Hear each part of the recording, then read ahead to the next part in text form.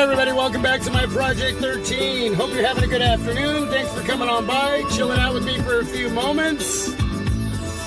The afternoon vlog. Got a little music in the background. Let me know how everything sounds, how everything looks. I'm not going to tell you the device that I'm using to shoot this video in 1080p with. You're going to tell me down below what device you think I'm using, or you know I'm using. Got the windshield wipers going. It's raining. It's good to have the rain back. Gonna straighten out my device here a little bit. Okay, there we go. I'll tell you this, there's no optical image stabilization on this device. There's a hint. If this is your first time coming on by my Project 13, I appreciate it very much. Hopefully you dig this video. Hopefully you dig what I'm doing here, my Project 13. Hopefully you become part of the team. Watch a few vids, and then if everything's cool, please join the team by subscribing, hit that notification bell, and share on all your social media. If you don't like what I'm doing, you can leave a thumbs down, man. Just due respect, let me know why. If you're not, then hey, it is what it is. Thanks for coming on by. But if you do like what I'm doing, leave a huge thumbs up. Got a question of the day.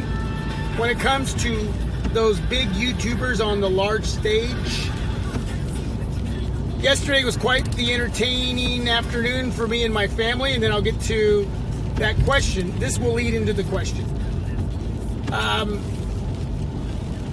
My copper line attached to my fridge that feeds water to my fridge so our ice maker can make ice, and well, we get fresh water out of the dispenser. The copper wire had a kink in it, and it broke, and water went everywhere, and we were running around like crazy, grabbing towels, grabbing buckets, trying to look for the shut-off valve. We couldn't find it. Finally, I was able to kink the copper line just enough to slow down the water. Went outside, shut off the valve to the whole house, so there was no water whatsoever. Had to run to the store, grab some tools, grab some fittings, fix the issue. Finally, got some dinner, laid in bed, and watched a couple videos. And this is where the question comes in. Did you need to know all that? Probably not, but I told you anyway.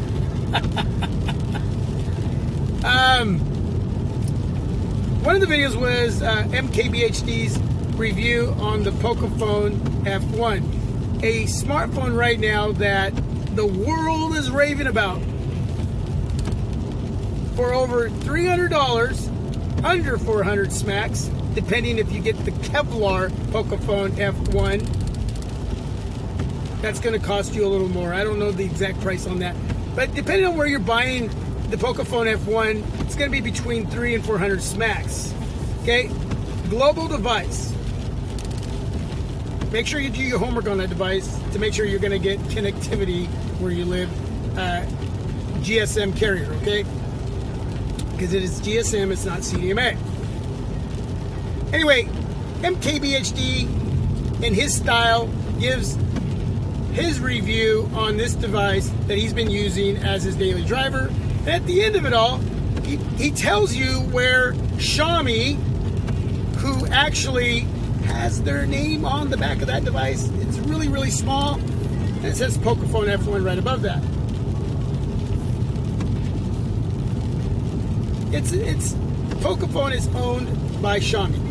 They're a subdivision of Xiaomi, okay? But they're calling it the flagship killer.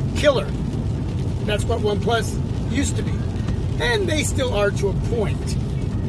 But this is the new rave when it comes to smartphones, the Pocophone F1. So MKBHD tells you where they cut corners, where they didn't cut corners. He tells you the pros and cons.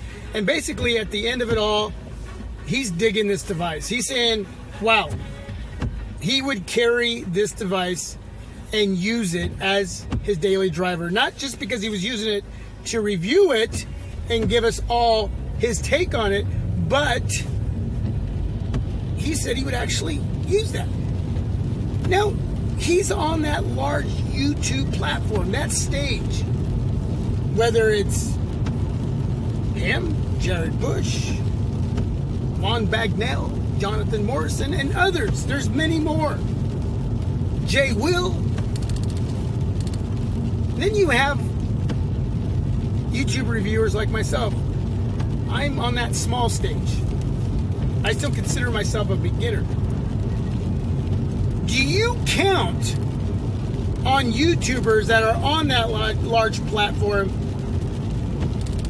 Do you count on their reviews when it comes to choosing a smartphone? Were you hyped about the Pocophone F1 and you had your mind pretty much set on it, but you were waiting for someone like MKBHD to give you that final review before you made the call on purchasing that specific device? Does it take someone like him or other YouTubers that are on that level, that higher level of YouTube reviewers? Is that what you're waiting? You're waiting for those reviews? Are you waiting for their word to make that? Or do you count on those YouTubers that are on the smaller platform like myself? Is that where you're looking to get that information before you make the final call on what you're going to bring in? You know, I have my favorites and who I watch from time to time, but I really rely on those YouTubers who put out a few more reviews that are going to really give you the information on what it's like to use a smartphone day in and day out. They don't have to be too techy for me to get what they're saying and what they're reviewing, for me to say, ha, that's what I needed to know. I want to get information on areas that aren't typically covered. There's a lot of areas on devices that aren't covered that should be covered. And you know, not to take away from the bigger YouTuber, they've worked hard. For the most part, a high percentage of them have worked hard to get to where they're at. Right? They have. But as time goes on for those YouTubers, they don't do as much as they used to in the beginning. And not all, but most. I've seen a trend in the last few years as I followed some of these YouTubers. And some of them have actually decided, hey, you know what? I'm going to go backwards a little and get a little more real, get a little bit more raw, instead of just kind of being robotic about these reviews. Again, not all of them are like that, so I don't want to take away from those that do their best to keep it raw and real. But you're going to get a lot of that more so from the smaller YouTuber. So, with that being said, it's a great review. I don't want to take anything away from MKBHD. It's a great review. Totally dig that video. But let me know. That's my question.